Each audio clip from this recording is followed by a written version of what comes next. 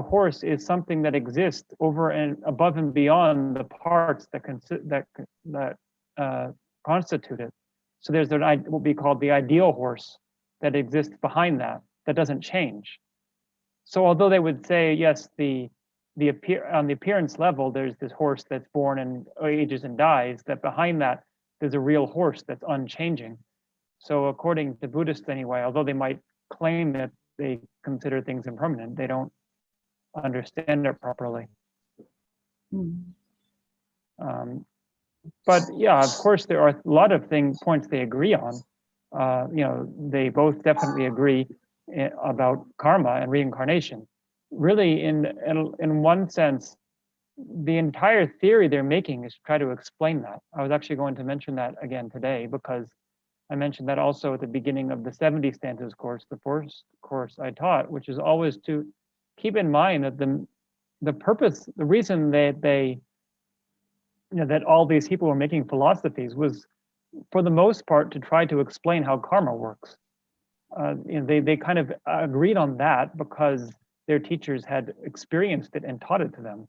But then they were trying to figure out, how do we explain that in a philosophically coherent way? And then they came up with all kinds of different ways. So that's why I think sometimes people don't, in the modern world, they don't recognize that. It seems like, oh, it's just saying everything's nominal, but what does that really say? What's the point?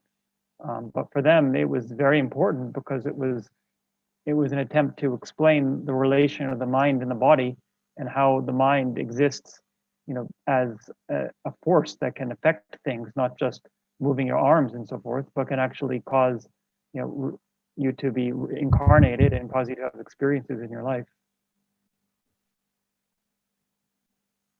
So in that sense, they agree, but they have very different ways of explaining it. And so they, as you see, they argue about all kinds of points, and each one considers the other one to have misunderstandings, and therefore and thereby fall into nihilism or fall into eternalism. Thanks. Okay. All right, well, maybe we can start with the prayer Shanti. I think it's a little past 11 now.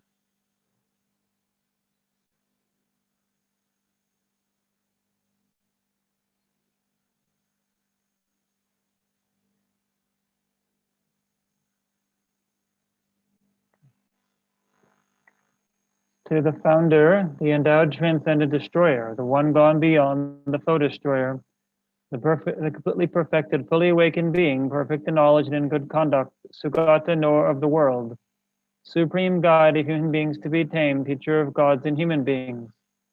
To you, the completely and fully awakened one, the endowed transcendent destroyer, the glorious conqueror, the subduer from the Shakya clan, I prostrate and make offerings and go for refuge.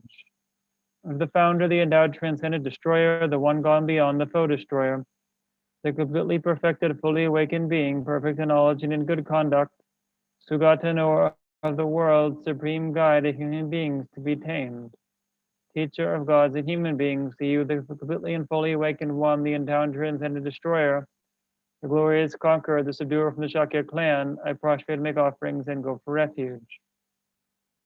To the founder, the endowed transcendent destroyer, the one gone beyond the foe destroyer, the completely perfected, fully awakened being, perfect in knowledge and good conduct, Sugata knower of the world, supreme guide of human beings to be tamed, teacher of gods and human beings, to you, the completely and fully awakened one, the endowed transcendent destroyer, the glorious conqueror, the subduer from the Shakya clan, I prostrate, make offerings, and go for refuge. When, O supreme among humans, you were born on this earth, you paced out 7 strides and said, I am supreme in this world. To you who are wise, then I prostrate. With form bodies, forms supremely pure, wisdom motion like a golden mountain, fame that blazes in the 3 worlds, winner of the best Lord, to you I prostrate. With the supreme science, face like spotless moon, color like gold, to you I prostrate. Dust free like you, the 3 worlds are not, incomparably wise one, to you I prostrate. Savior having great compassion, the founder having all understanding, field of merit with their qualities like a vast ocean, to you, the one gone to thusness, I prostrate. The purity that fears one from attachment, the virtue that frees one from lower realms, the sublime one path, the sublime pure reality, to the Dharma that pacifies, I prostrate. Those who are liberated and also show the path to liberation, the holy field qualified with realizations, who are devoted to the moral precepts, to the sublime community contending virtue, I prostrate. Homage to the Supreme Buddha, homage to the Dharma refuge, homage to the great Sangha, to the all three ever devout homage.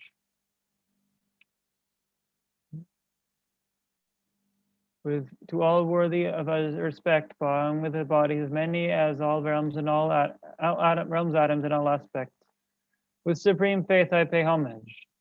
Do not commit any non-virtuous actions, perform only perfect virtuous actions. Subdue your mind thoroughly. This is the teaching of the Buddha. A star, a visual elaboration of flame of a lamp, an illusion, dew, a drop of dew, or a bubble, a dream, a flash of lightning, a cloud, see conditioned things as such. Through these merits may sentient beings attain the rank of all-seeing, subdue the foe of fault, and be delivered from samsara's ocean, perturbed by the waves of aging, sickness, and death. I prostrate to the Arya triple gem, thus did I hear at one time. The Bhagavan was dwelling in Master Vulture's mountain of Rajagriha, together with a great community of monks and a great community of bodhisattvas. At that time, the Bhagavan was absorbed in the concentration of the profound perfection, categories of phenomena called profound perception. And also at that time, the Bodhisattva Mahasattva Arya Avalokiteshvara looked upon the very practice of the profound perfection of wisdom. And behold, those five aggregates also as empty of inherent existence. Then, through the power of Buddha, the Venerable Shariputra said this to the Bodhisattva Mahasattva Arya Avalokiteshvara: how should any son of the lineage train who wishes to practice the activity of the profound perfection of wisdom? He said that, and the Bodhisattva Mahasattva Arya Avalokiteshvara said this to the Venerable Shariputra. Shariputra, any son of the lineage or daughter of the lineage who wishes to practice the activity of the profound perfection of wisdom should look upon it like this, correctly and repeatedly beholding those five aggregates also as empty of inherent nature. Form is empty, emptiness is form, emptiness is not other than form. Form is not other than emptiness. In the same way, feeling, discrimination, compositional factors, and consciousness are empty. Shariputra, likewise, all phenomena are emptiness, without characteristic. Unproduced, unceased, stainless, without stain, not without stain, not deficient, not fulfilled. Shariputra, therefore, in emptiness there is no form, no feeling, no discrimination, no compositional factors, no consciousness, no eye, no ear, no nose, no tongue, no body, no mind, no visual form, no sound, no odor, no taste, no object to touch, and no phenomenon. There is no I element and so on, including no mind element and no mental consciousness element. There is no ignorance, no extinction of ignorance, and so on, up to including no aging and death, and no extinction of aging and death. Similarly, there is no suffering, origin, cessation, and path. There is no exalted wisdom, no attainment, and also no non-attainment. Shariputra, therefore, because there is no attainment, bodhisattvas rely on and dwell on the perfection of wisdom, the mind without obscuration and without fear. Having completely passed beyond error, they reach the endpoint of nirvana. All the Buddhas who dwell in the three times also manifestly completely awaken to one surpassable, perfect, complete enlightenment in reliance on the perfection of wisdom. Therefore, the mantra of the perfection of wisdom, the mantra of great knowledge, the unsurpassed mantra, the mantra equal to the unequal, the mantra that thoroughly pacifies all suffering, should be known as the truth, since this is not false. The mantra of the perfection of wisdom is declared, Tayata gate gate paragate parasam gate bodhi soham. Shariputra, the Bodhisattva Mahasattva, should thus train in the profound perfection of wisdom like that. And the Bhagavan arose from that concentration and commended the Bodhisattva Mahasattva Arya Avalokiteshvara, saying, well said, son of the lineage, it is like that one should practice the profound perfection of wisdom, just as you have indicated, even the Tadakatas rejoice. The Bhagavan having thus spoken, the Venerable Shariputra, the Bodhisattva Mahasattva Arya Avalokiteshvara, and those surrounding in their entirety, along with the world of gods, humans, asuras, and Gandharvas, were overjoyed and highly praised that spoken by the Bhagavan. Tayata gate gate paragate parasamgate bodhi soham.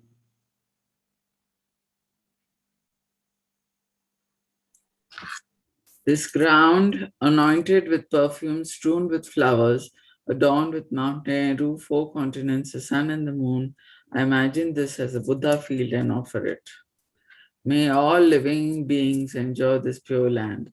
O holy and perfect pure Lama from the clouds of compassion that form in the skies of your Dharmakaya wisdom, please release a rain of vast and profound Dharma, precisely in accordance with the needs of those to be trained.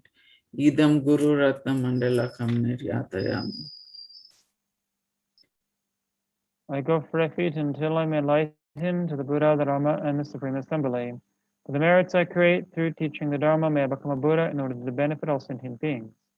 I go for refuge until I'm enlightened to the Buddha, the Dharma, and the Supreme Assembly. The merits I create through teaching the Dharma, may I become a Buddha in order to benefit all sentient beings. I go for refuge until I'm enlightened to the Buddha, the Dharma, and the Supreme Assembly. The merits I create through teaching the Dharma, may I become a Buddha in order to benefit all sentient beings. Okay, welcome back everyone. So again, let's begin. Just sit quietly for a couple minutes before we start the talk.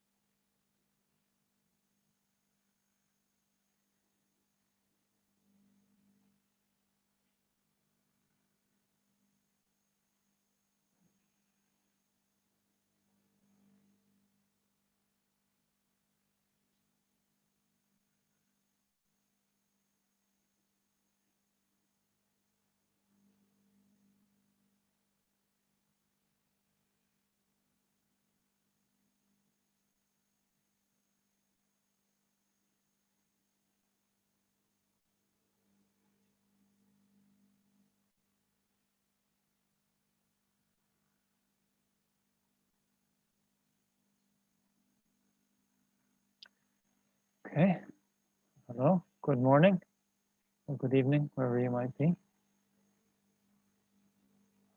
So today, I think will be the last talk. We should be able to finish and then hopefully have some time for question and answer afterwards. Just to refresh briefly. So we have gotten through, in the text, there are 9 debates, disputes. We finished 6 of them, so there are just 3 left. None of them is very complicated. They're in some sense just extensions of the previous ones. or different ways of understanding the main points, which were really covered in the first two debates about the status of emptiness, really about language, and about epistemology. One thing I wanted to mention, because I think yesterday I didn't mention one thing. There was, maybe the first slide I had yesterday, there was a picture of a scale, and I don't think I explained why that was there, but it was actually a useful example, because we had the question of whether objects could establish the mind. This was one of the responses. What if, okay, how do you know a mind is correct? Well, you know because the object is correct. So the example here is an old-fashioned scale where you have, you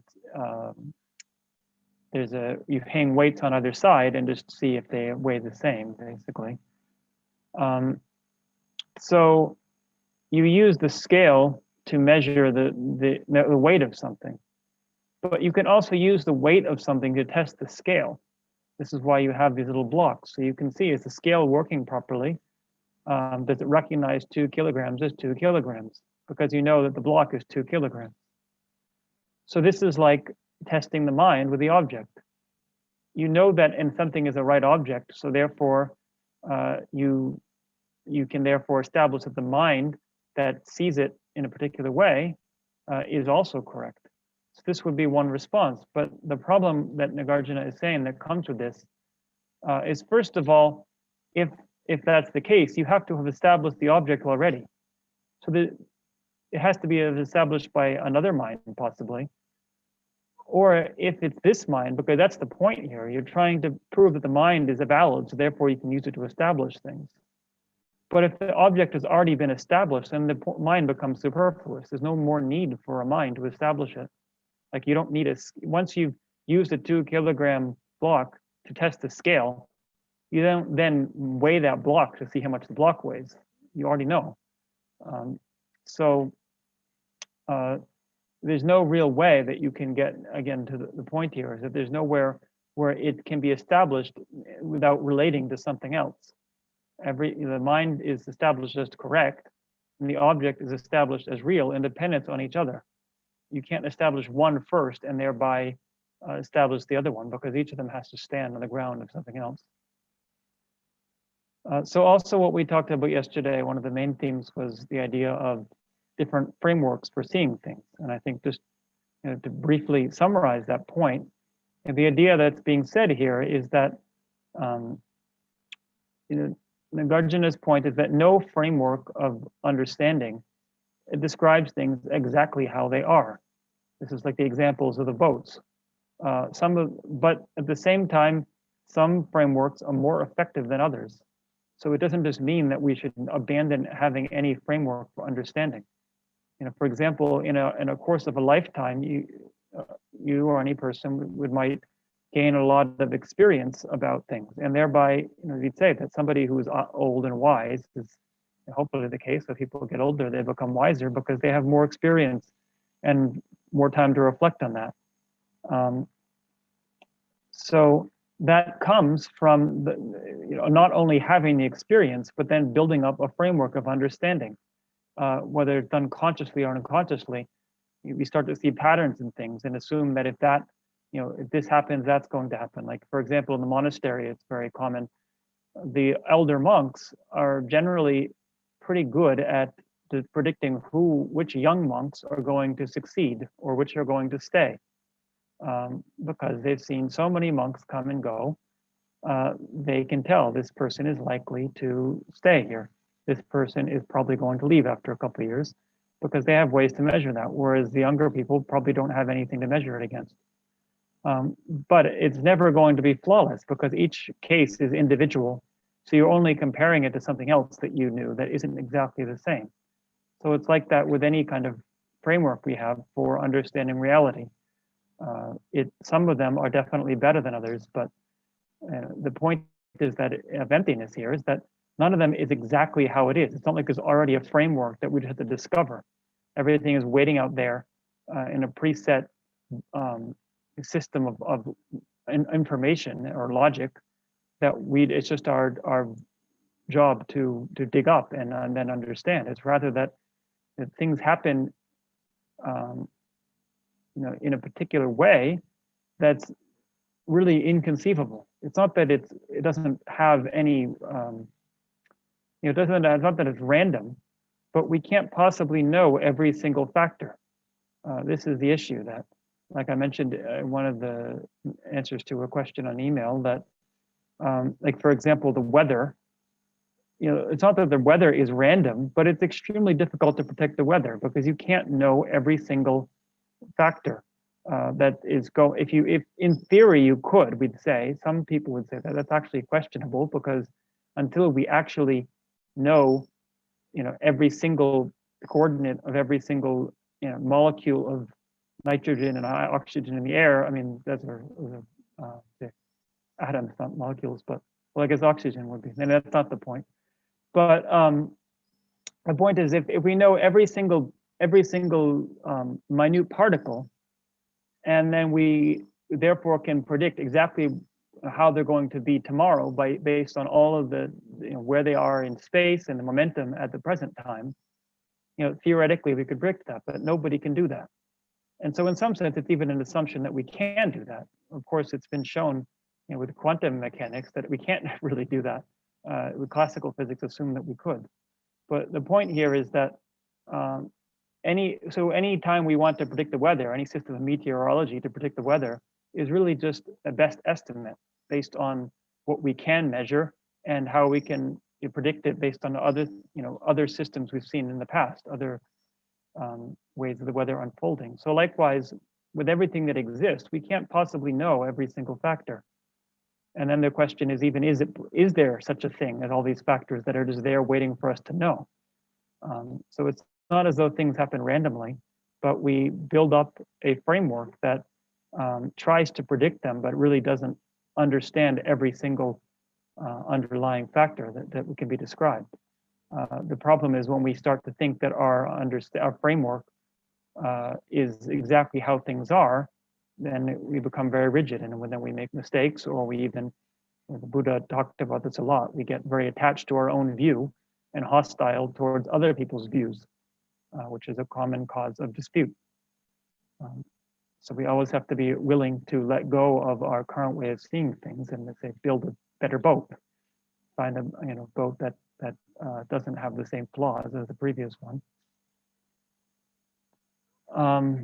Okay, so let's get started with the slides now.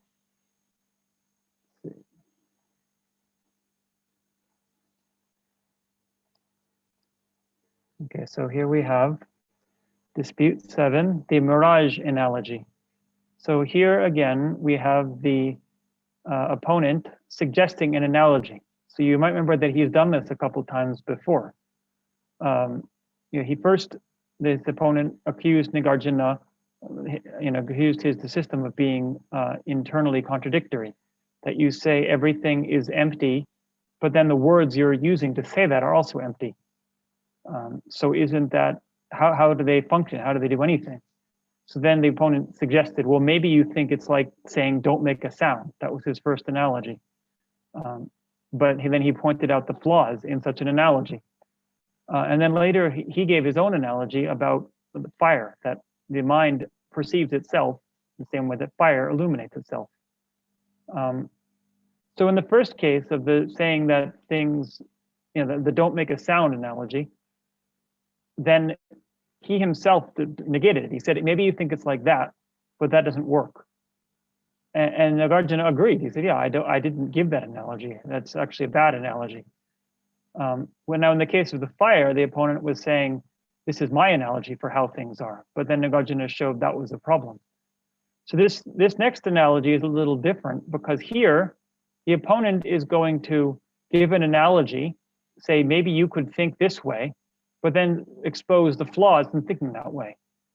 But then we'll see in the response, Nāgārjuna, rather than saying, I agree, it's faulty, he actually says, that's a good analogy. You just don't understand how effective it is. So this is actually a correct analogy for how emptiness functions.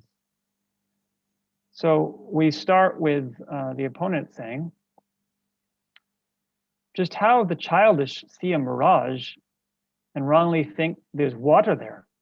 Like that, if you negate a wrong view that holds an unreal thing as real, in that case, the beholder and the thing beheld, the one who beholds, negation, that negated and the negator, don't these six exist?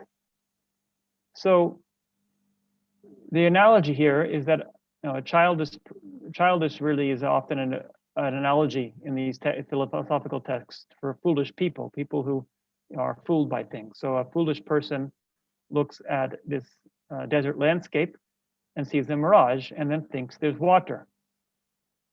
So like that, if you negate a wrong view that holds a unreal thing as real. So the analogy is that it's not explicitly laid out, but so the foolish person sees the mirage and thinks there's water, but then there's a desert guide with him. Actually, Nagarjuna mentioned this in the auto commentary.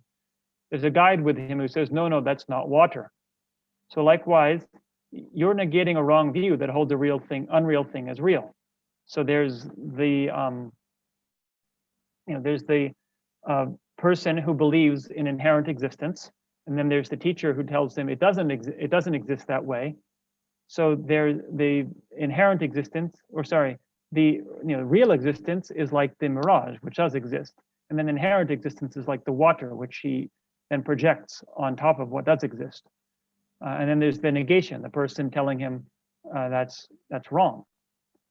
So in this case, the beholder, the one who sees the mirage, then the thing beheld, which he says, light rays bent as they pass through layers of air with different temperatures. So is that what he's beholding? That's the question here. One who beholds, meaning the person who's deceived by the mirage.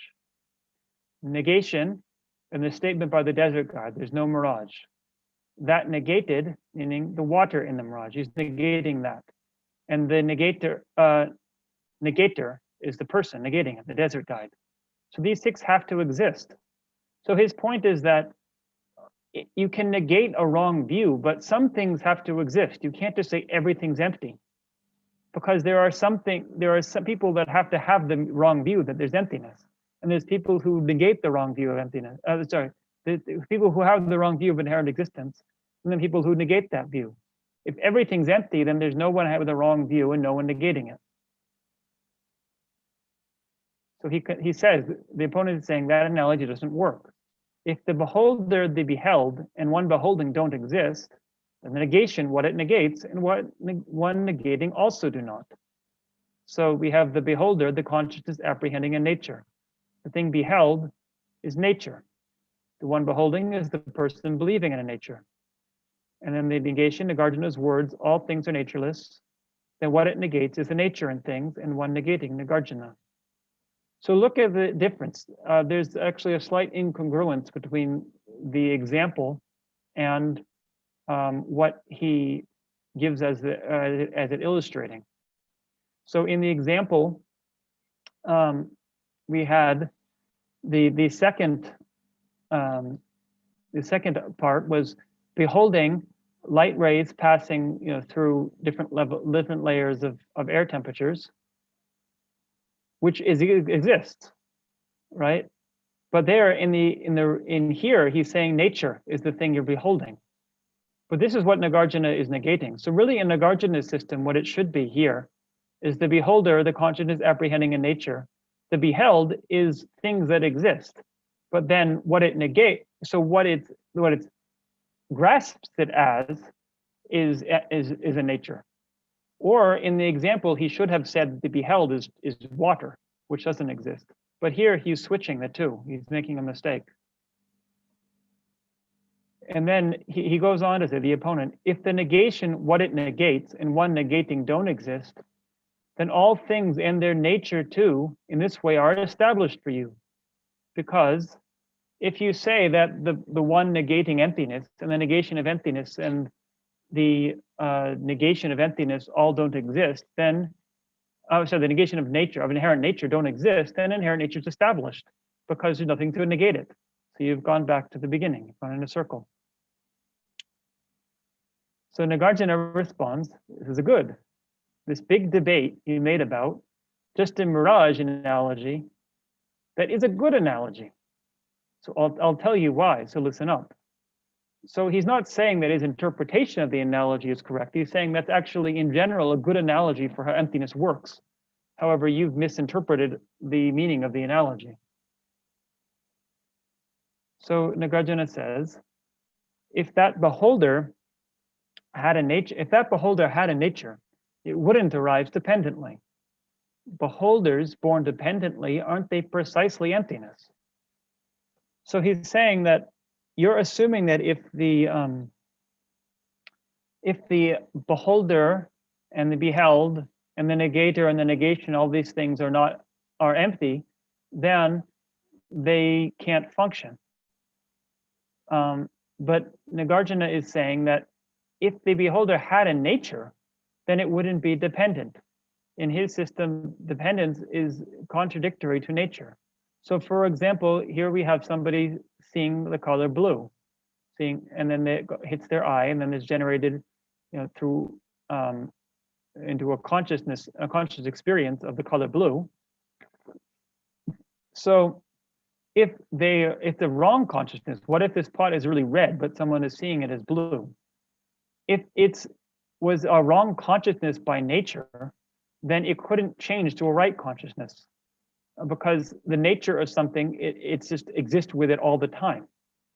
So either you'd have to snuff out consciousness entirely, or you'd always have a wrong consciousness. But it's not the nature of consciousness to be wrong. It's superfluous to it. We call laboro in Tibetan, which means adventitious. It's not an inherent quality to it. It's just something that it arises through dependence. So the wrongness or the incorrectness of the consciousness can arise from a number of things. It can arise from a defect in the eye sense power. If you have a problem with your eyes, like people who have hepatitis, have jaundice, everything appears yellow. Or it could arise through the object. If the object is moving very quickly, you might mistake it for something else. It can arise through your own state. So if you're moving, like if you're on a train going by a platform, it can look like the platform is moving because it's from your own motion, or it can arise from your own beliefs about things. You can have certain ways of constructing things that then they therefore appear to you in a way that they don't actually exist. So all of those are superfluous to consciousness itself, and if you get rid of those, the consciousness doesn't go away. So the incorrectness is not the nature of the consciousness. It's something that's being produced by something else. So that, he says, aren't those precisely emptiness? That thing, it's not its nature. It's empty of that kind of nature. So dependent arising thereby entails emptiness. If it was not empty, it couldn't be dependent. The word dependent in Tibetan, we have tenjung, which is in Sanskrit is prati samutpata. Yeah. So in Tibetan, tenjung, ten means relying on something else, and then jung means to arise. So by the word ten, meaning to rely, is meant to, that in and of itself negates inherence. Inherence implies not relying. This is in Chantakirti system. He specifically says that when we say self, it's the same as inherence. And this means something that exists by its own force without relying on something else. So that can't be, if something had such a nature. So if that beholder had a nature, who could disentangle it? The others all are just the same. So what's there to debate about? So we have, for example, fire. Now, conventionally, we'd say that the nature of fire is heat. So who could disentangle it? How can you take away the heat from fire? That's just the nature of fire, to be hot. It's not an inherent nature, it's a little different, it's just an example. But in the sense that if it wasn't hot, it wouldn't be fire. Fire is itself, combustion is the releasing heat energy from something. So if you didn't have that, there wouldn't be any kind of fire.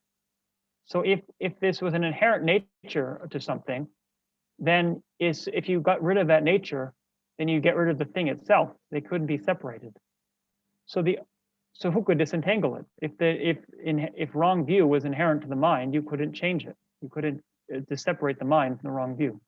The others all are just the same. So the beholder, the beheld, the one beholding, the negator, the negated, the one negating, are just the same. They're all dependent arisings. So what's there to debate about? There's no problem here. So next is dispute 8, emptiness and reasons. So the deponent says, your reason is not established since it has no nature. Where is it? The meaning that you're trying to prove without a nature can't be proved. Without a reason can't be proved. So you're trying to say that things are empty for a reason. You're giving arguments for that, but your reason itself is empty. So the reason Nagarjuna is giving essentially here is the subject, all things, they have no nature because they are dependent arisings. For example, a mirage. So your reason is dependent arising, but if dependent arising has no nature, then it doesn't exist anywhere. So it can't prove that things are without a nature. It's essentially the same debate he's been making since the beginning. He seems to think that emptiness is contradictory to being causally efficacious. So even with no reason, you prove that nature has been refuted. Well, without a reason, I as well establish that a nature exists. So if you say that emptiness is proved, even though no reason exists, then I can just say that nature is proved, even though there's no reason for it. But if there is a reason, he says, if there's a reason, then it's wrong to say all things are natureless. In all existence, there's no thing without a nature that exists. So again, he's assuming if something exists, it must have a findable nature, must be able to be located. The term must have some referent in the real world. So then Nagarjuna responds quite simply, with the mirage analogy, what I just proved applies here too. You said that there is no reason before. To that, my answer is just the same. So we have beholder, consciousness apprehending a nature. And then beheld is nature, one beholding a person believing in a nature. This is the same things as before, that negation, Nagarjuna's words, all things are natureless. What it negates, nature and things, one negating Nagarjuna. So the same analogy applies here. These things are dependently arising, but they're not inherently existent. So you said there's no reason before. I don't say that. I said that if you want to say there's no inherent reason, I agree. But if you want to say there's no reason at all, that's wrong. So things, the reason can still function.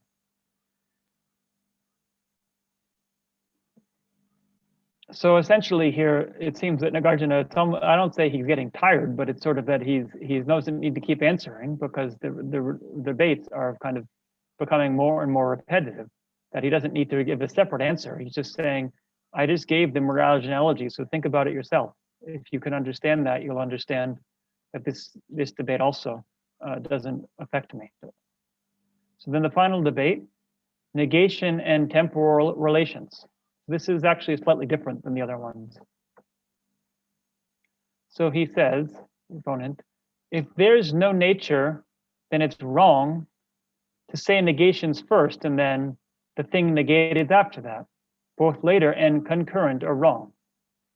So here what he's saying is that if you have a thing negated and you have the thing negating it, then they have to exist temporally. Either one exists first and the other later, or they exist together, so say the negation exists first, the negator exists later, or they exist together, or the negator is first, the negation is later.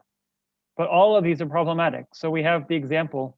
So the negator is first, and the negation is later. So I don't know if you remember the film The Terminator, but this is the idea, is that this Terminator, the robot, goes back in time to kill somebody so that he doesn't exist in the future, because he's the one killing the Terminators in the future. So the idea is that you stop the object of negation in the past so that it's no longer there in the future. But really that doesn't work, because if it doesn't exist yet, how do you stop it? I mean, here the idea is that really you're stopping the cause. The Terminator is killing this person as a young person. But here the idea is that if the thing negated doesn't exist yet, how can you negate it? You have to wait till it exists until you negate it. But if they exist at the same time, then it's like a seesaw, where can you say that the two sides are the cause of the other? So the boy on the one side and the girl on the other is the boy going down the seesaw, the cause of the girl going up. But that doesn't really make sense, because then you have to say her going up is the cause of him going down. They're mutually, they can't, if his going down was the cause of her going up, it would have to happen first. If it's happening at the same time, something else must have caused her to go up, because she's already starting to go up as he's starting to go down. So the idea here is, as we talked about earlier, you can't have cause and effect at the same time. Now, what is happening in a seesaw?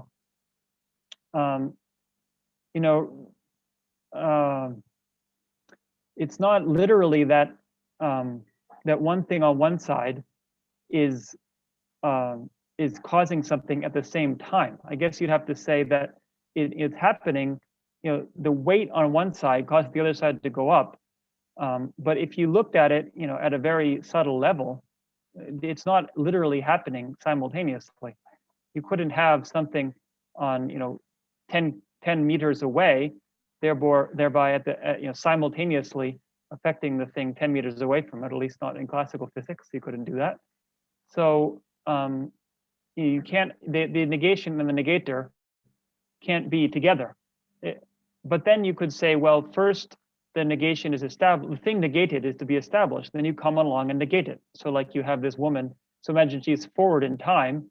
She's smashing the thing that was existed before her. But then the problem is that it is already established. You're trying to say it doesn't exist, but it's if it doesn't exist and you later negate it, it did exist for some period of time.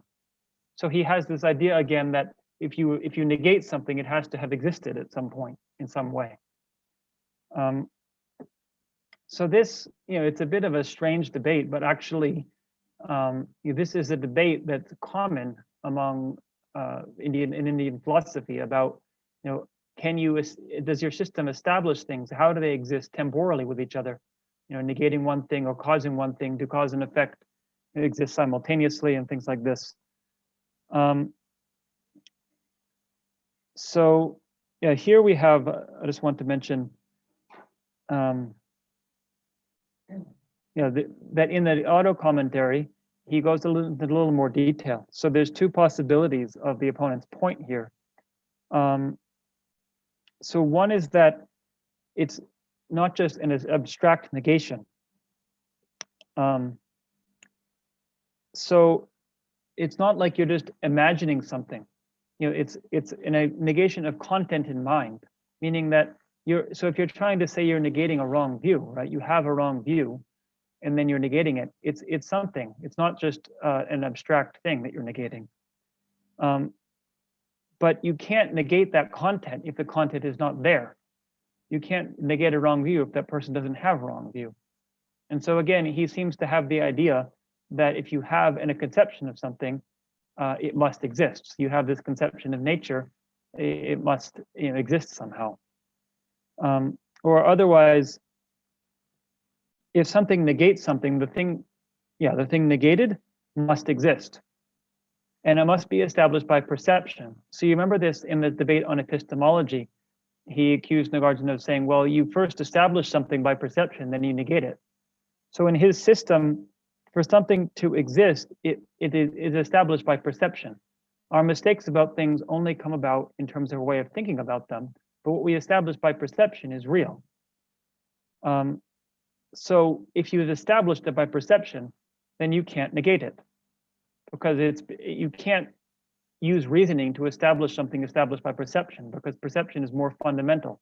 Reasoning is just based on trying to understand our perceptions, but it can't prove that something doesn't exist if you already see it.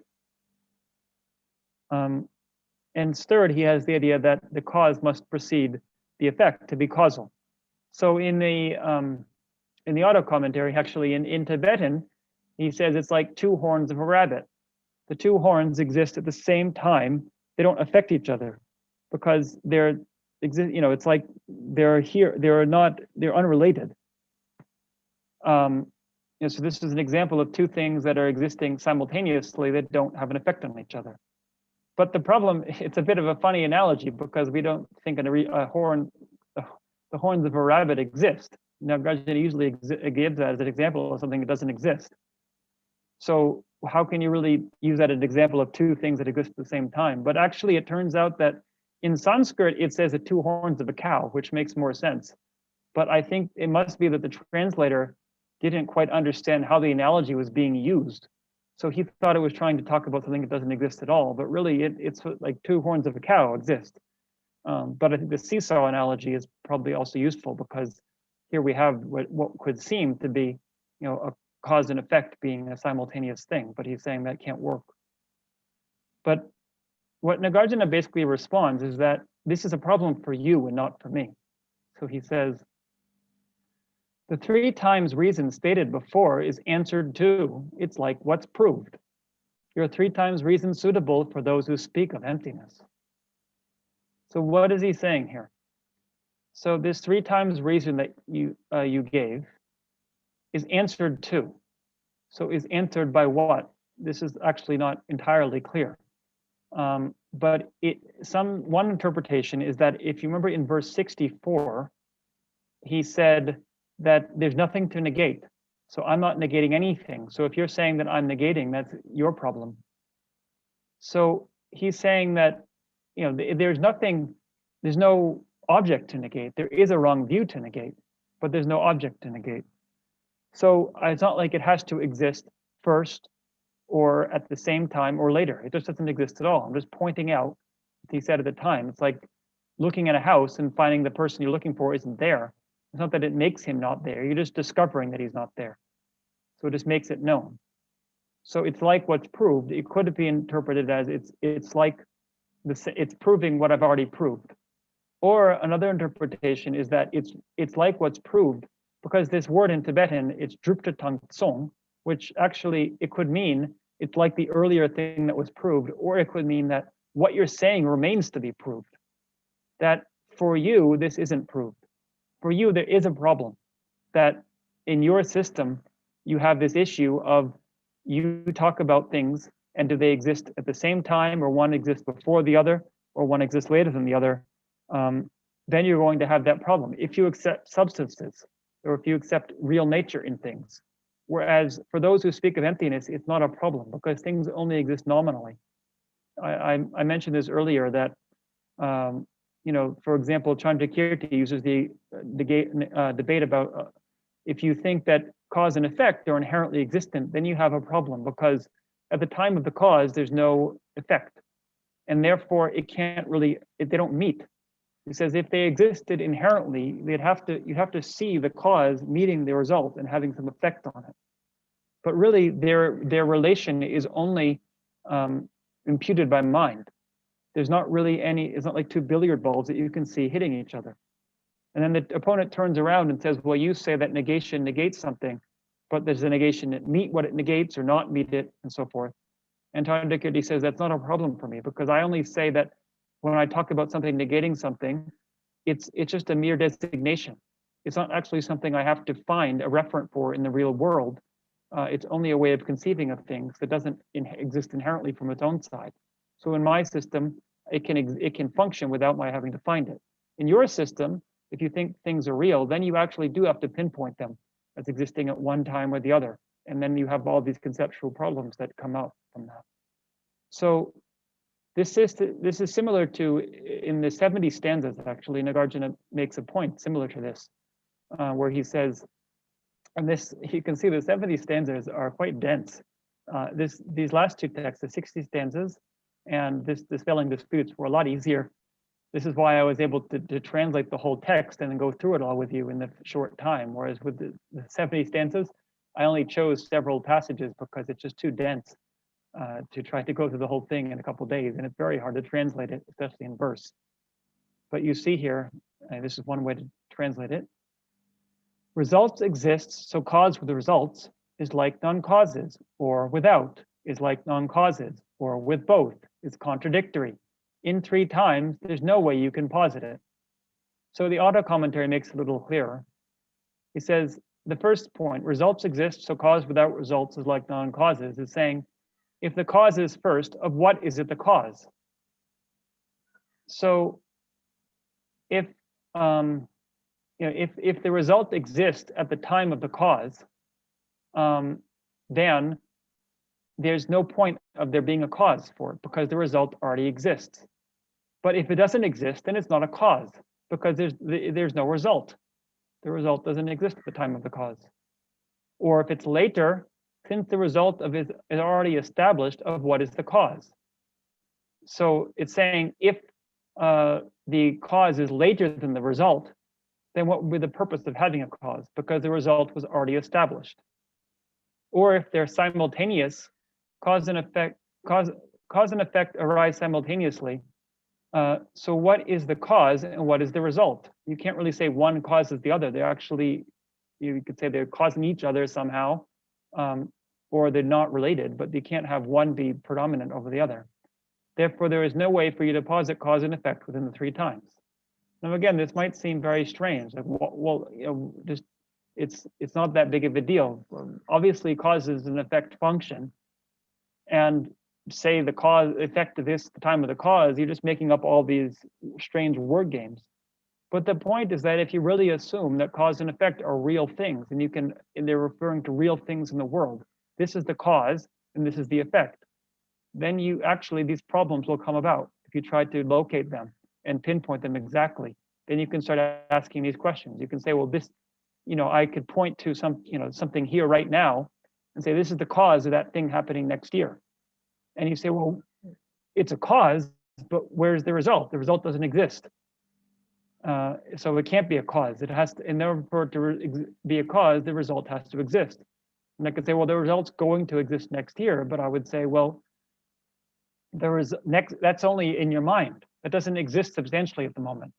So to call it a cause is really just a designation. It's a way of constructing it and framing a reality, but it's not actually something that you can pinpoint. You can't hold up the cause in one hand and the effect in the other and say these 2 things are related.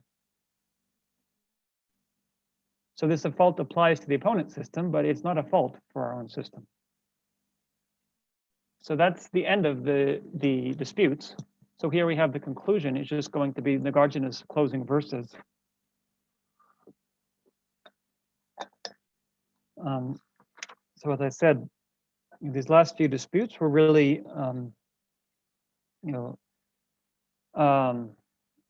of repeating some of the previous things, but just maybe in a slightly different approach.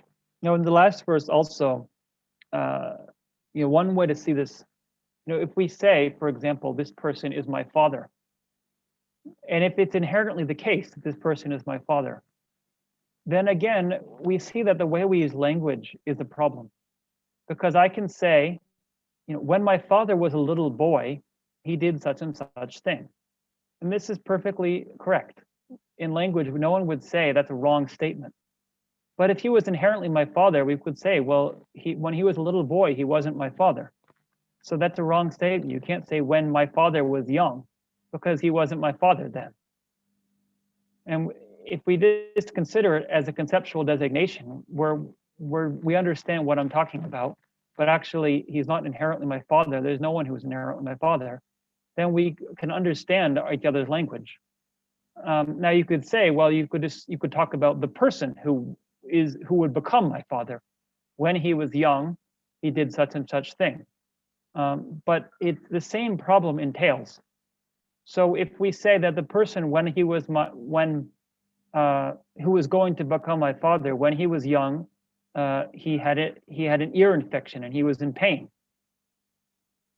Well, I would say, well, his ear was in pain. So you can't say he was in pain if his ear was in pain, because he is not his ear. And you could say, well, it's just a conceptual designation. Well, I could say, well, then it's the same thing. You could say that when my father was young, it's just a conceptual designation. It's just a way of talking about it. So actually, if you insist on having an exact correlation with the words and the real thing, then you can't use any words. All, as Tenzin Gache puts it, all of the, or even actually Nagarjuna himself says this in the 24th chapter of Root Wisdom. He says all worldly speech or all worldly terminology would fall apart, because all worldly terminology is based on conceptual designation. It's just like saying when my father was young, or like saying he's in pain when his ear is in pain. It's just a way of talking about it that we understand each other, and conventionally it's correct. He's in pain, but some other person is not in pain. You can't say that Fred is in pain because Joe's ear hurts. But at the same time, ultimately neither of them is Joe's ear. And ultimately, if you come down to the ear hurting, well, it's not really the ear hurting either. It's the nerve endings in the ear that are experiencing the pain. It's not the eardrum, per se. That's not the same thing that's registering sound, that's registering the pain. But it's a conceptual way of talking about it that we can mutually understand each other and be very precise and accurate at a conventional level. So now we have the conclusion.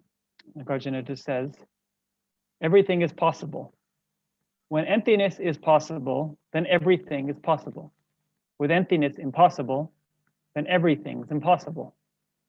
So what does this mean? So first of all, to clarify the literal translation, because again, as you've seen, I've been translating things into metered verse, so sometimes it limits a bit what I can say. If we were to translate this literally, it would say, to the person for whom emptiness is possible, to that person, everything is possible. To the person for whom emptiness is impossible, to that person, everything's impossible. So the point here is not saying that if emptiness is true, that anything can happen, that pigs can fly and ducks can fly into space, or whatever you want to, whatever thing that we would say can't really happen in conventional reality. It's saying that when emptiness is from your viewpoint, if your philosophy allows emptiness to be possible, then in your philosophy, everything else conventionally can function coherently. Your philosophy becomes internally coherent. Whereas if in your philosophy, emptiness does not work, if you reject emptiness and say that things have inherent existence, then everything becomes, all conventionalities fall apart, because they have all of these conceptual problems, like we just talked about with the father being young or whatever else, everything else that Nagarjuna has mentioned so far. None of it makes any sense in the context of inherent existence. We run into all kinds of conventional, semantic problems in your expressions of things. So there's actually a very similar, almost identical verse to this verse in Root Wisdom. Some of you might know. It just substitutes for the word possible, it says suitable. So it says when emptiness is suitable, then everything is suitable. With emptiness unsuitable, then everything's unsuitable. Now, J. Garfield, who you might know is one of the most well-known translators of Root Wisdom, and also Tsongkhapa's commentary on Root Wisdom he's translated. He translates it, it's not a literal translation, but I think actually it's very useful to think about it this way. He says, to one for whom emptiness makes sense, then everything makes sense. To one for whom emptiness does not make sense, then nothing makes sense. So if you understand emptiness, then the world starts to make sense. You can start making sense of your experience. It's like we said, a framework allows you to make sense of your experience. This is why we build conceptual frameworks. This is the point of them. If you build a conceptual, if you don't have a conceptual framework at all, then it's like a baby who just experiences all of these sense impressions and can't put them together, and doesn't even actually, it seems at young ages, so it doesn't even have a theory of self. They say that there's no sense of me and this other person. It takes several years for babies to really, get the, adult understanding of other people, and that other people have feelings and needs in the same way that I do, and distinguish those. You don't accuse a baby who's crying of being selfish. I mean, some people might get angry if they're impatient, but you just understand that it's the natural response. But gradually we build a framework for understanding things. Actually, I've mentioned my teacher, Daniel Dennett. He talks about the intentional stance. A stance is like a framework. It's a way of understanding, and it's intentional. The point being that you ascribe intentionality to others. This is a stance.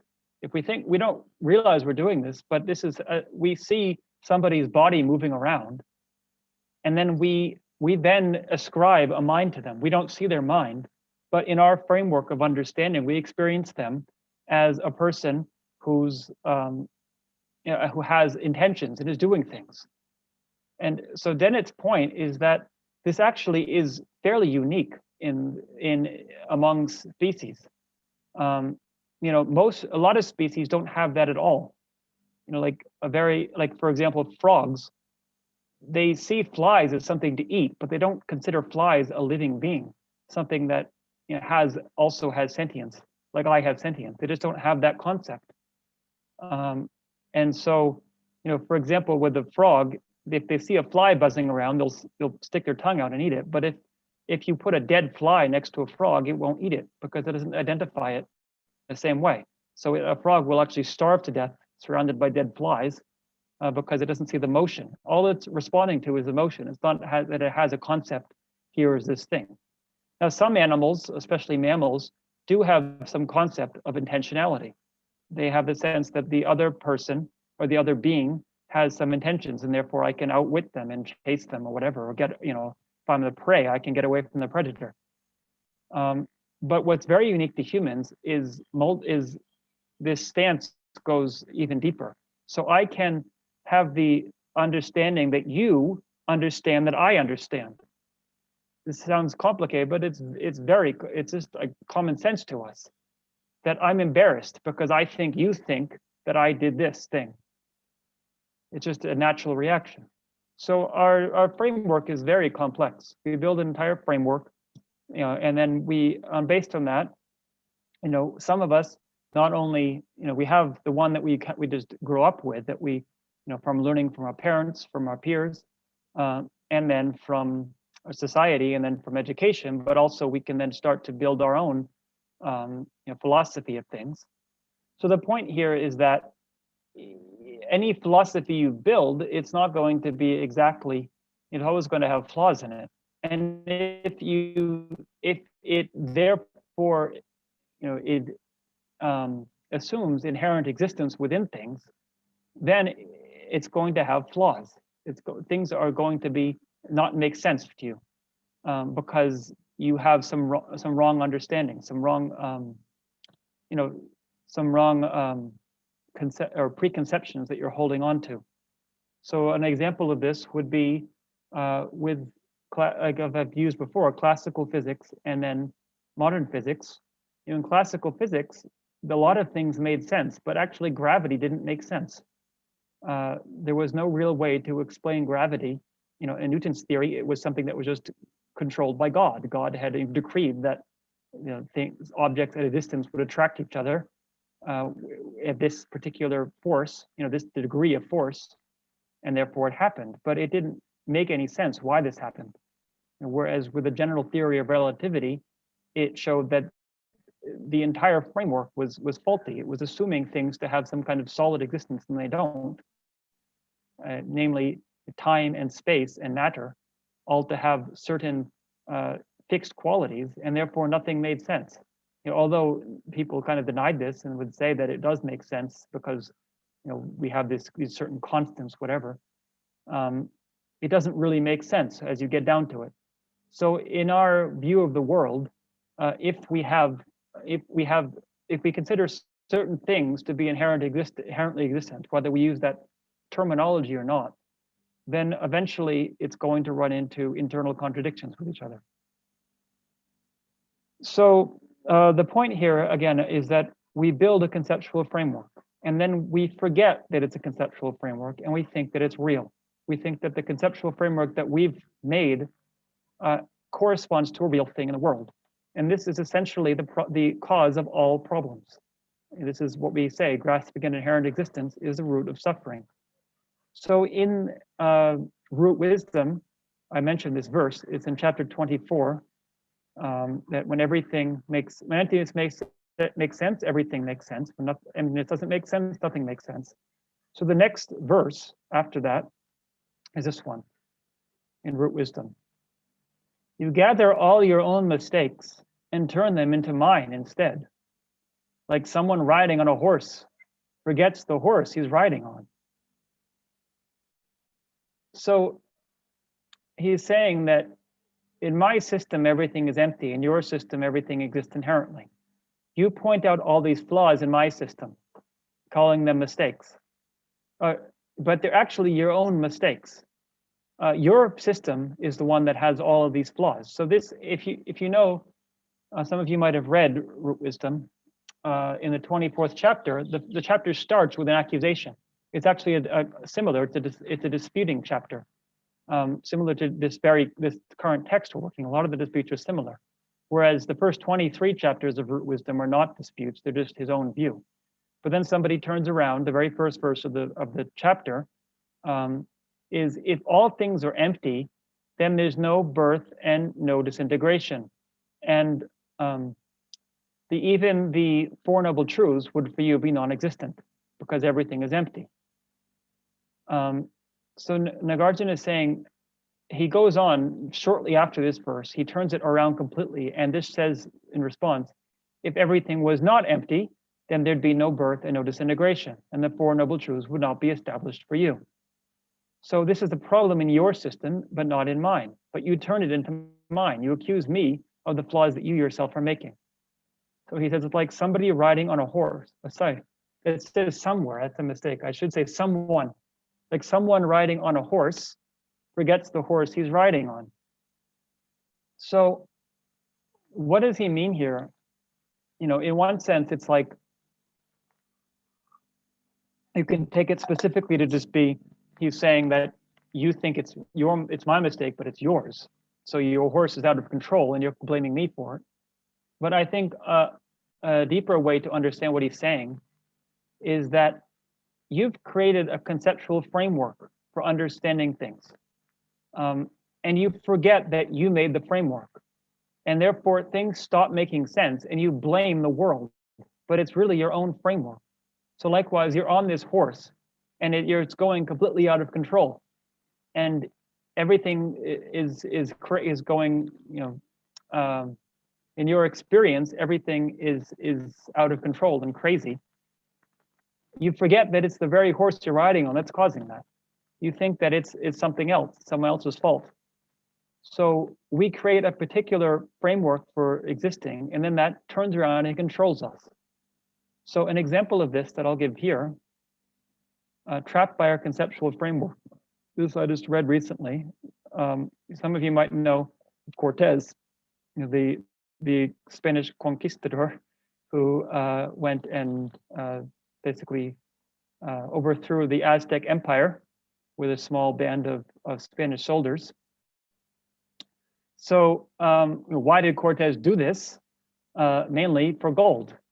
And if you want to get to the short of it, he had a lot of reasons. For example, he claimed that when he saw that the Aztecs were committing human sacrifice, and therefore this was a sin against God, and therefore, you know, it was our duty as Christians to overthrow this evil empire. But it was pretty clear that he was after gold. I mean, otherwise he wouldn't have stolen a lot of gold and taken it back to Spain. And so, you know, during this time that Cortez spent with the Aztecs, you know, they were quite surprised that he seemed to be obsessed with gold, because in their culture, gold was not a big deal. Now, in Europe, and actually throughout Europe and Asia, gold was considered valuable because it was the basis of a system of currency. So this is something that had arisen as a conceptual framework. People just imputed value onto gold, even though inherently it's not very useful. Gold, you know, it's not a very useful metal. You can't build things out of it because it's too soft. You can't do a lot with it other than make shiny things. So in Aztec culture in Central America, there was gold, and it was used for shiny things. It was used for decoration, but it wasn't considered so inherently valuable. So to them, it didn't appear as valuable. It didn't appear as something worth pursuing. So one of the people asked Cortez, "Why are you so obsessed with gold?" And his response, I don't know if he really said this, but this is how it's reported in one account of his life, is, "I and my companions suffer from a disease of the heart, which can only be cured with gold." So it's quite an interesting statement. Obviously, he didn't think he didn't really believe that. Perhaps it was not possible for, he realized that he couldn't really describe to them why gold was so valuable to them. But his point was that he had a sense of inner discomfort, unhappiness, that only by getting gold could he get rid of that. So this might seem like a very extreme view, that most of us don't go to that extreme. But this was actually quite common. It wasn't just Cortez. It's a very, very similar story of, some of you might know General Custer, who was famous for, fighting against Native American people in North America. He'd originally been a Civil War hero, and then made his fame by going and fighting against Native people, and then writing about it. So that's what made him so famous, because he wrote these accounts of his travels. But he went to in North Dakota, to present-day North Dakota. There was some mountains with gold in it, and the local people, the Lakota Indians, the same idea, that for them there was just this mountain that happened to have this yellow dust or yellow metal that was lying around, and they never really cared about it. And then he came in and was obsessed with it, and then he called in lots more people and settlers, and they kicked the Native people out because they wanted to get the gold. So yeah, we might think that that's, most of us don't behave that way, but essentially this is what's being talked about in terms of mere imputation, that we are experiencing discomfort and suffering, and then we assume that certain objects, by possessing them somehow, will relieve that suffering, when it's merely imputed. Now we might say that, okay, that's true, for example, gold, or people like to go shopping and buy lots of things thinking that will make you feel better. But there are some things that you really need. We would say that, well, food, of course, you need food and water to survive. And then other things, like sexual intercourse is a thing that a lot of people think it's going to make me happy. But there is some truth to it, we might say, that it's a physical reaction. It's not just that you're imputing these qualities. It's something that we've inherited through evolution, and therefore it's the natural state of things. If you don't engage in this act, then it's not natural for your body. But this is something I've mentioned, that in the context of the talk, is that this is actually our current conceptual framework. A lot of us have the idea that who I really am is a product of evolution. It's a product of these dead atoms that then conglomerated into molecules, and then gradually into organic matter. That evolved slowly with that for a purpose. There wasn't any kind of meaning behind it, but then it evolved into various life forms that then evolved into human beings, and here I am now. So I'm just part of that process, and therefore to sustain my body and procreate is just what I exist for. And therefore, then those things seem very real. And it seems like if I go against that, it's going against the natural state of things. So in that sense, our conceptual framework that we've built up about who we are then determines what we consider to be worth pursuing and an important desire to pursue. And that if I do this, I'll be happy. If I don't do this, I can't be happy. So then we have Wittgenstein again, having a similar idea. A picture held us captive, and we could not get outside of it, for it lay in our language And language seemed to repeat it to us. It's repeated to us inexorably. So we have a picture here we could consider like a meaning generality. We've talked about that, a particular way that we frame our experience. And we could not get outside of it for it lay on our language, meaning we speak it every day. So if you're obsessed with gold, you keep saying gold, gold, gold every day, and we talk about it, and everyone says how wonderful gold is. It's quite ironic, really. Gold really has no value. A plate of food will be a lot more valuable. At least, it can feed you, whereas gold, you can't eat gold. But it's just because for so long, people just talked and talked and talked about how wonderful gold was, and then everyone becomes obsessed with it and thinks that it's the greatest thing in the world, and you'd sacrifice your life, or in this case, kill thousands of people just so you can steal the gold. And then language seemed to repeat it to us inexorably. So we just are bombarded by these messages constantly. So this is how it is, even more so in the present world, that we have a media that we're constantly tuning into this. And even though the media doesn't necessarily explicitly say that if you follow your basic instinctual desires, it will bring you happiness, the message is repeated just simply in the framework in which this talked about. It's like an assumed underlying framework for our experience, and then we see all of these movies and so forth that just take that for granted and show people functioning within that. So it becomes so natural to us that we assume this must be the way things really are. It's very hard to question that. This is why we have, when we talk about studying philosophy, is thereby questioning, is our way of experiencing things the way that it really is? You might say, well, I don't have any particular philosophy, but if we're raised in a culture that has ways of thinking about things, then we're inundated with that philosophy. So we have to learn to use the tools to question that. It's not that everything is wrong. I said that it's much stronger today, but I think in general, today compared to 500 years ago, we have a lot more correct ideas about things, about most things. But there may be things that we have wrong ideas about still. And it may be that there are some things that actually people in the past had a better understanding of. This is a question. So yesterday I mentioned about in the Middle Ages how people ascribed meaning to absolutely everything. If there's thunder in the distance, then it must be God trying to send a message to me, telling me to be careful. There's a warning. And that might seem strange to us, but this is just one way of understanding the world. Whereas nowadays, a much more common understanding is that everything is absolutely meaningless. It's just dead matter. But this is also really a one conceptual framework. For one thing, the word dead, what does that even mean? We distinguish between alive and dead.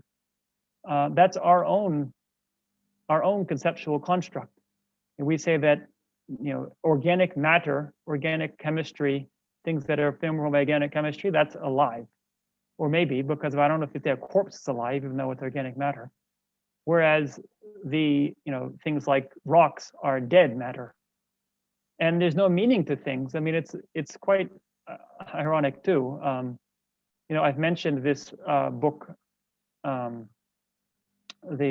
Sapiens. I mentioned that on the first day, and actually that's where I found this quote from Cortez. He mentioned this. In that book, at one point and towards the end, when he's talking about the future, which I found his description of the future a little bit less coherent than his wonderful description of the past of human beings.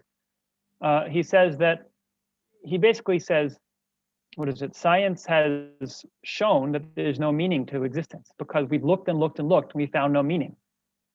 This is a very strange statement, because what would it mean to find meaning?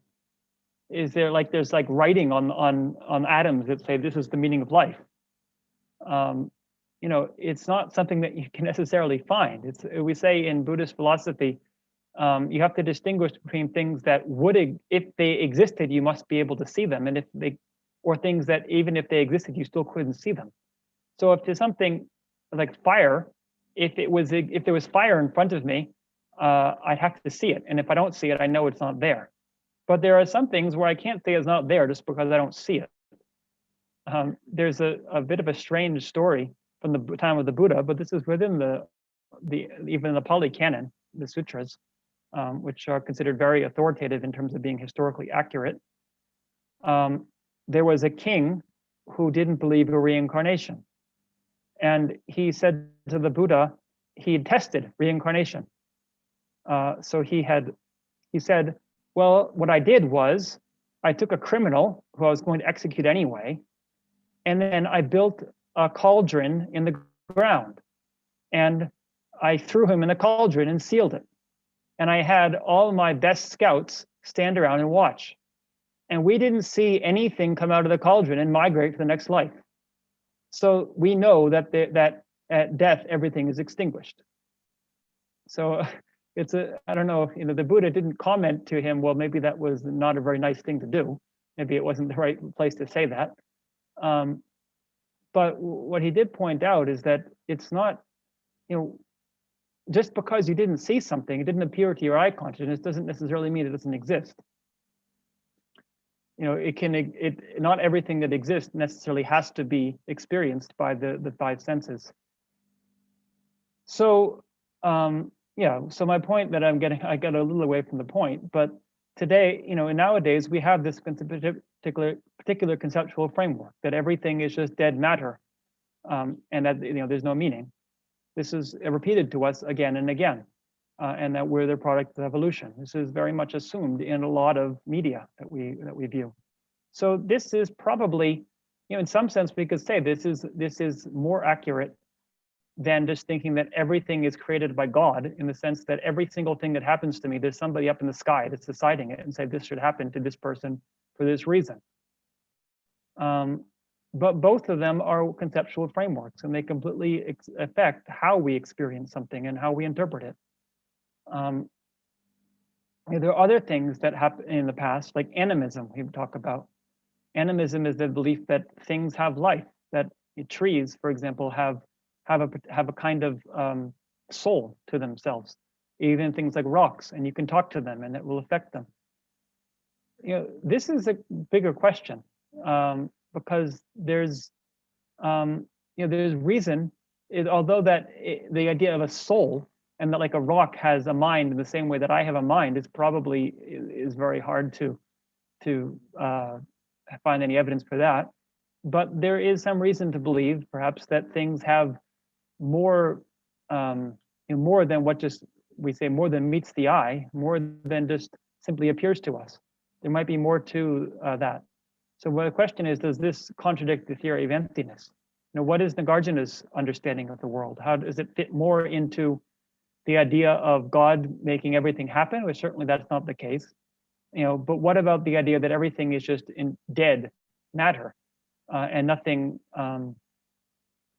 nothing has any, there's nothing beyond what just, what appears to our five senses. So actually, I'll get into that. The point that I was going to make will come up in a few slides. I thought it was the next slide, that's why I went to it. But the question is emptiness, as a philosophy, is it, does it necessarily mean that there's nothing behind our present experience with our five senses? So I've mentioned that a lot of people like this. I mentioned this book yesterday. Why Buddhism is true. It tries to fit the Buddhist philosophy into a materialist framework, and talk about emptiness as supportive of materialist philosophy. That both of them agree that there's no real meaning to things, and that it's only our ascribing meaning to them. So the question is that really what Nagarjuna was saying, or is that a misinterpretation? So I'll come back to that, but there were a couple other slides. So you see here I have my teacher, Chodron Rinpoche. And so this is related. So Nagarjuna, he just finished the last. There's one more verse of the text actually, but that was the last verse of philosophy. And so in the auto commentary, he gives an unusual statement, because most of what he's been talking about has just been directly related to philosophy. But then he says at the end, the words can only express so much. So from these explanations, you need to realize it yourself. And actually, my translation here is a little bit speculative. The Sanskrit and the Tibetan are more vague. It's not entirely clear what he's saying. But it does seem to be that he's saying that the words themselves of the text don't even get attached to the words, because the words are trying to describe something that's ultimately indescribable. You have to experience these things yourself through practice. And this is why I've given this picture of my teacher, who some of you might know, a very good example of how this is intended to be applied. That in Chöden Rinpoche's case, it's not that he never studied. Actually, he was an exceptional student at Sera Monastery in Tibet. It was for more than 20 years, was studying these things single-pointedly, and had become an incredible scholar and master of these Nagarjuna's teachings. See, the name of my teacher, yes, his name is Chöden Rinpoche, Choden, and actually I just translated his book in English.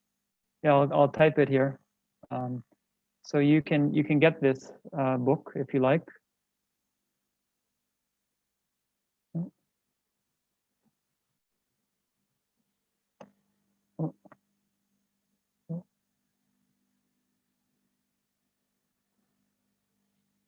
Yeah, so here you go. This is the book that it was just published last year. So if you like, but I'll describe him a bit here. So yeah, Rinpoche studied for all these years, but then rather than just leaving it at that, then decided to practice this, and was very determined. Practice in the sense of meditate on the meaning of what he studied. This was just as the Chinese invasion had swept through Tibet, and then the Cultural Revolution, which was the worst time in terms of rights in Tibet for religious practice. So he tried to go into the mountains and do retreat, like other people had done in the past, but was quickly kicked out. The Tibetan Chinese didn't like people just wasting time. You have to work and do something productive for society. So what he chose to do was to go into hiding. So he arranged to stay in.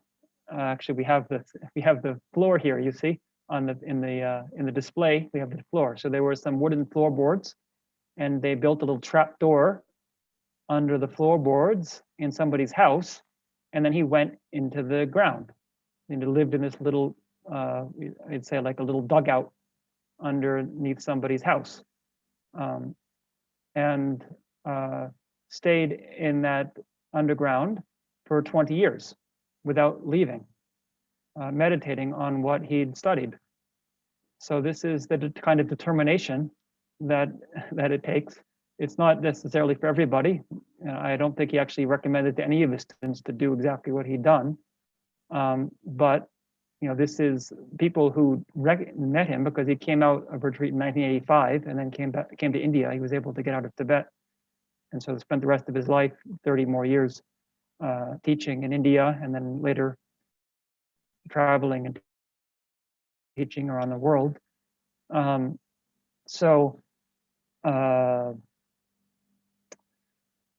That people who met him recognized that something really profound had happened. As I mentioned in the short biography I wrote at the end of the book, it wasn't just his students, anyone who happened to meet him. I had when I was in college, when I first met Rinpoche, taking my my friends and my teachers from school to come meet him. I was saying, everyone, you got to come see this. There's this teacher teaching locally. It would be great if you could just meet this person and see him. And so one of my professors I actually mentioned this in the book. She said to me after she met Rinpoche. So some of you might know this is a reference to an American movie. I don't know if you know the movie, but those of you in America probably will. She said to me, I really can't say I understand what he's done, but what I can tell you is I want what he's having. So the idea being that you see this person seems pretty happy, not just happy, but it was clear to anyone who was around Rinpoche, just the way he walked, the way he sat, that this was not like any other person you've met. So rather than, I could go on for a long time about Rinpoche, but my point here is that, these are, as I mentioned yesterday, that these teachings are things that have been practiced by many people for a long time. It's not just philosophy. Philosophy is an important aspect of it, but it's something that we see result as well, that people have done these things. So we see Nagarjuna himself writing this book. It was 2,000 years ago, so it's very hard to know a lot about Nagarjuna now. So we'd say, well, was he really practicing what he said? Did he really achieve such realizations? But we can see the result 2,000 years later that all these people have been practicing all of this time, and it still seems like some of these people are having some kind of result from this. So it can be inspiring to think that it's worth pursuing. It's worth, as I said yesterday, that it's not enough just to see people who would inspire us, because we also have to have some conceptual framework for it. Otherwise, eventually it will wear off. But if we only have the conceptual framework, we can also have the problem that it doesn't, it just is too challenging. It's like, well, okay, they say these kind of things could happen, but can it really happen? But that's the advantage to being around beings who have really cultivated this. So let's see, I'll just respond. Somebody asked, is there the publisher? So I'll type this in.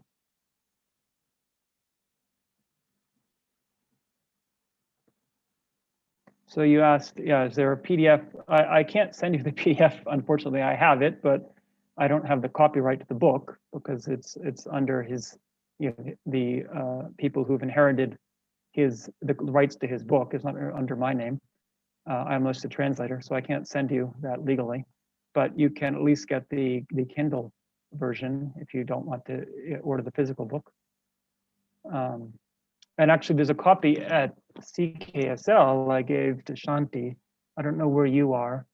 And I was also sent copies to give to the other Indian centers. But as of yet, it's been over a year. I haven't been able to deliver them just because of the situation. But eventually, Tushita and Dharamsala and in Delhi and the Goa Tushita will also get copies. And I did get a copy to Root Institute because I gave it to the director when I was in Nepal, and she went to Root Institute. In any case, you can order it. So let's go on. So this is just the last of Nagarjuna's verses. It's just a homage to the Buddha. So this is a little unusual that he gives the homage in the last verse as opposed to the first verse. But the reason for this is understood that usually the homage in the first verse is how to open a new text, whereas this is considered to be an extension of root wisdom, this text. It's not a separate text in and of itself. It's just a response to the debate from the first chapter. So it doesn't start with a verse of homage, but it does end with one. So we have dependent birth and emptiness are synonyms on the middle path. The best of speakers stating thus, unrivaled Buddha, homage to you. So this is a very common way for Nagarjuna to praise the Buddha. He does the exact same thing at the beginning of Root Wisdom and at the beginning of the 60 stanzas and at the beginning of his praise for the Buddha called Samgimi Kappadopa, which means the praise of the inconceivable one. In all four cases, he's praising the Buddha for teaching dependent arising and saying that dependent arising and emptiness have the same meaning. Or actually, Tsongkhapa interprets this because apparently the Sanskrit is a little unclear. And so the Tibetan was translated 2 different ways in 2 different places. But it could be saying that dependent birth and emptiness and the middle path, or all 3 of them, are synonyms. In either case, the point is that, what does it mean for dependent arising and emptiness to be synonyms? So actually, it's not saying that something is that dependent arising is necessarily emptiness, because a pot is dependent arising. A pot is not emptiness. Emptiness is the nature of the pot. But the point is that really, if you understand one, you'll understand the other. It's said that this is something that comes to realization. For somebody who's actually realized emptiness, then dependent arising and emptiness are synonyms, because as soon as they understand something is dependently arisen, they understand it to be empty. And as soon as they understand it, think of emptiness, they immediately are reminded of dependent arising. So this is an important point to keep in mind, that it's quite the opposite of saying emptiness just means nothingness. It means that things arise in relation to each other. And really, dependent arising, as I mentioned, in Buddhist philosophy, most of all, is referring to the 12 links of dependent origination, which is talking about the first 2 noble truths. It's talking about suffering and the cause of suffering. And it's talking about karma and delusion and how these give rise to suffering. So what Nagarjuna is saying is that if you understand emptiness, you should understand karma. This is quite different than the idea that emptiness just means that everything is meaningless, or that there's nothing beyond our sense experience. It's talking about how things relate to each other. And relating to each other, also it talks about how mind and matter relate to each other. Mind isn't just an illusion in the sense of, so we could say that mind is an illusion and that it's empty of inherent existence, but it's no more of an illusion than matter is an illusion. They depend on each other, and no one is not more real than the other. And so they relate to each other and they affect each other. If matter can affect mind, then mind should be able to affect matter. And this relates to karma. So this is what I've come up with then in the last couple of slides we have here. First is what I have here. I say a questionable view of enlightenment. So this is one presentation by a modern scholar trying to describe what is enlightenment. Now it's interesting, in this case, this is not a materialist philosopher. Actually, this is quite the opposite. This is a quote. I don't think most of you will know. Michael Grosso is a philosopher, professor in America, who is one of the authors of the book Irreducible Mind, which I've often mentioned, I think is one of the best books that I've ever read to challenge the materialist paradigm. So he's clearly, not a materialist. Actually, that's why he's talking about enlightenment as something real.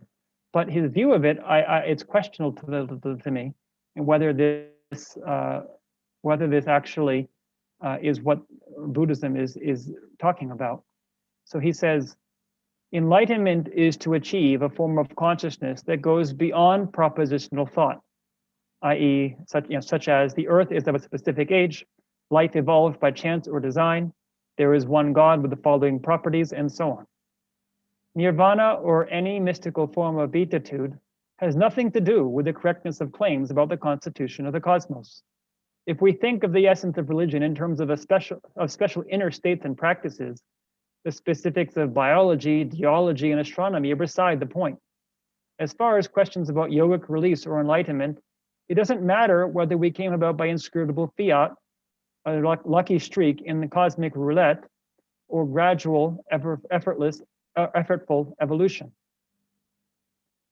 So basically, he's saying that the truth of science and the truths of whatever might be the truth about who we really are, and what is the relation of mind and matter, so forth, it's all irrelevant to enlightenment, which is kind of going beyond all concepts.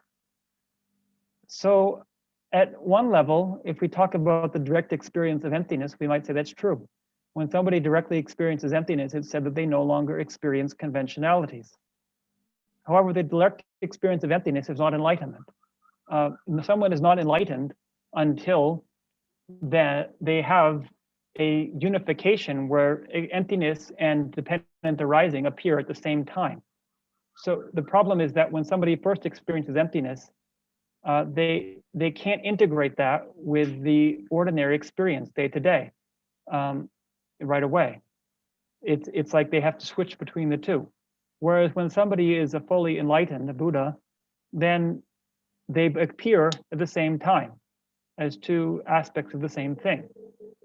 So in this sense, as Nagarjuna says, emptiness is dependent arising. You can't separate emptiness from dependent arising and say that all of these things are pointless. Actually, emptiness is a way of understanding all of these things. If we understand emptiness, we should understand evolution, and we should understand the structure of the universe and all of these things. They should make more sense because this is just the ground underlying how they all unfold. And also, if you just say that this emptiness ignores those, then you are, in some sense, ignoring the merit side of the path. You also have to accumulate merit and practice, with mundane things and deal with your mind day to day. It's not just a matter of going completely beyond that into some different experience. Now, when you see the ellipses here, the ... in the second paragraph. So what he quotes in between there is actually a quote from somebody talking about the Samkhya school. So it's interesting because if we understand the Samkhya view of enlightenment, it's more like what he's saying here. And he doesn't really distinguish between Buddhism and Samkhya. That's his tendency, I think, among scholars who kind of lump them all together. It's the Indian philosophy of enlightenment. Whereas the Buddhist understanding of enlightenment is quite different from the Samkhya one. Because in Samkhya philosophy, it's essentially that, there's what we call the Purusha, the self, which is equivalent to the mind, or the awareness, not the mind in the sense of the experiences of mind, but the mere quality of awareness. And then there's all of the things that are experienced by that self, which are the other 24 categories of phenomena, which includes the physical world as well as mental experiences like emotion and thoughts. So in this system, the reason we cycle in samsara is because we identify our awareness with all of our experiences that the awareness experiences, and thereby we get entangled in them. And so enlightenment is to separate from that. It's to go beyond, it's just to realize that you yourself are pure consciousness and none of these things affects you. It's just like passing clouds in the sky. So you just go beyond ordinary experience. You just leave the world essentially. Of course, I can't claim to speak for Samkhya philosophy because a lot of what I talk about is from our Buddhist studies of Samkhya philosophy. So maybe could be more to it, but whether this is actually what Samkhyas say or not, the point is that this is one conception somebody could have. And in Buddhism, this is understood as a wrong conception. This is not what enlightenment really is. This is what the Buddha, experienced different people in his lifetime thinking they were enlightened, but they weren't, because they essentially had achieved, very strong states of concentration and achieved, states that went beyond ordinary experience, and they thought that this was then leaving the world. But the Buddha pointed out that actually this is still a conditioned experience, and eventually things will start, appearing to you again, because you haven't really understood them. It's only when you understand them that you can be released from them. And release in this sense doesn't mean like escape, like you hit the escape valve and you eject and you're gone from the world, but there's no problem if you understand it. It's no longer samsara. You understand how it really functions. So lastly, I have this, as I mentioned, about nominalism and materialism, saying, is this really the same thing? Does materialism support the nominalism, which would be perhaps a view of emptiness? If we take nominalism to mean that that things are merely imputed, does this go hand in hand with materialism, the view that everything that exists is mere matter? So here, I've actually quoted Rupert Sheldrake. Some of you might know. I don't know if any of you know him. It's a very controversial scientist who actually I've come to quite admire. I've read several of his books in the past few years. And I can't necessarily say that I think everything he says is right, mainly because I don't understand enough about the science behind it. It's very complex. But at the same time, there's two things I'd say. One is that I think a lot of his ideas, the questions he asks are very, very provocative. And you can't say somebody's asking a wrong question, because that's in and of itself. The question is just saying, do we know this for sure? And so some of these are very interesting, the things I would never have thought about myself. And secondly, I think that his philosophy, or really his scientific viewpoint, is very interesting in that it would conceivably support the Buddhist understanding. Not necessarily every single detail. We'd have to work a lot of things out, but it does certainly leave open the possibility of karma. And so, in any case, Sheldrake is critical of the materialist view, and so why I say he's controversial. Some of you, if any of you know of him, I'm sure you'll know the story behind this. That when he wrote his first, published his first book, I think in 1982, which was called The New Science of Life, which came out with his theory of what he calls morphic resonance. Then the editor-in-chief of Science magazine, which is a very prestigious periodical in America, a lot of you probably know. I think his name was John Maddox, was the editor-in-chief. He then actually wrote a critique of this book where he encouraged people to burn the book. He said we should, this is a suitable book for burning, which is not usually something that scientists are known to say. This is something that we'd expect the Spanish Inquisition to be claiming. That science is supposed to be open to different viewpoints, but he was basically saying we need to get rid of this view and then extinguish it from the world because it's a heretical view.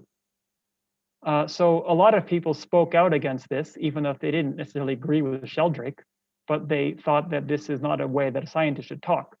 But Maddox, rather than apologizing, actually defended himself and went further to then say, well, no, because he has a heretical view. And therefore, just like the church excommunicates people with heretical views, in the scientific community, we also should kick them out of the scientific community. So I don't know if this sounds like the approach that science is meant to be taking. But this is the reaction that is often made. This is much more explicit, probably because a lot of challenges to the materialist viewpoint are not very strong, or at least don't appear very strong to the scientific community. For example, Ian Stevenson's work on reincarnation, basically they just ignore it. There's no reason to take it seriously. Whereas Sheldrake was actually a member of the Royal Society in England, so a very respected scientist, and had been a student of Francis Crick, who was one of the very famous molecular biologists, who was a proponent of the materialist viewpoint, and was then coming out, it's like he'd joined the dark side, and was using scientific language to give this worldview that was against materialism. But in any case, the point I'm making here is we have nominalism and materialism. He's challenging this view that we've come to associate nominalism and materialism together. So nominalism understood to be that basically there's no real thing behind things. So this is a philosophical viewpoint, and we look at Western philosophy. So in the bottom, we have a picture of Plato and Aristotle and William of Ockham, who are three Western philosophers who were very influential in how we conceive of the world at different times. So Plato's idea, as I mentioned on the first talk, is about the ideal world, that everything that exists has a real essence behind it, that exists over and above the material emanation of that. So for example, a horse is a real thing that exists before. So how does this question work in science? Well, I mentioned about why does a horse embryo form into a horse? Where is the information stored? So if in a Platonic worldview, it would be that there's some kind of real thing called a horse that exists outside of the material world that thereby influences the evolution of matter. And so similarly with a view of the universe, why do we have particular laws? This is actually a question in science. Why, for example, is the speed of light, as it is, 186,000, what is it, kilometers per second? Something like that. And not some other number. So where are those laws inscribed? And if they're real, did they exist before the Big Bang? Did they exist somewhere else? Or did they were created with the Big Bang? Now in the Platonic worldview, it would be that these things always existed. It's like God created them, we might say. Or somehow they're just inherent in the nature of things. Now the Aristotelian view is different. Aristotle was Plato's student, but he had a slightly different view. He believed that there was an essence to things, but it existed in them. We'd say immanent, not imminent, but immanent with an A, meaning that it exists in and of the thing. So when a horse doesn't exist outside of a horse, like a real horse doesn't exist somewhere else from the physical horse, but it exists in the horse. There's some kind of principle underlying the horse's development, that guides the development of the horse. Also, not just living beings, but in science. So this is another question that is one of the things I mentioned he brings up that I never would have thought to question. Why do crystals form the way that they form? So we have, for example, sugar crystals. This is a collection of molecules that form into a solid in a particular way. And it's a consistent way. A sugar crystal that forms in one place will form with the same pattern as this crystal that forms somewhere else. So is that pattern, where is that pattern? Is it like a script that it's following?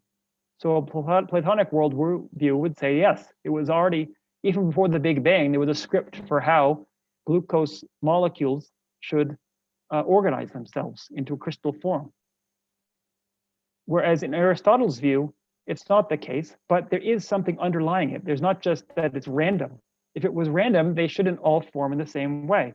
And a horse embryo shouldn't form into a full-grown horse. It would just be like a bunch of atoms that bump into each other and form in some random way. There's some kind of underlying principle. So for most of Western philosophy's history, one of these two views was predominant, versus the view of nominalism, which we talk about Occam's razor. Some of you might know this. This is named after William of Ockham, who is, I think, maybe the 16th century, if I recall correctly. The idea being that we should get rid of any kind of superfluous metaphysics that isn't necessary for explaining how something functions. So, for example, if we can explain electromagnetic fields within a physicalist framework, then we shouldn't say that it's just magic.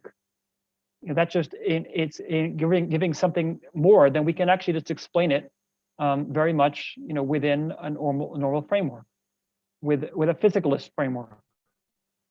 So this is nominalism in the sense that there's nothing behind it. There's nothing more than what we see. Like I said the first day, what you see is what you get. That's just the world.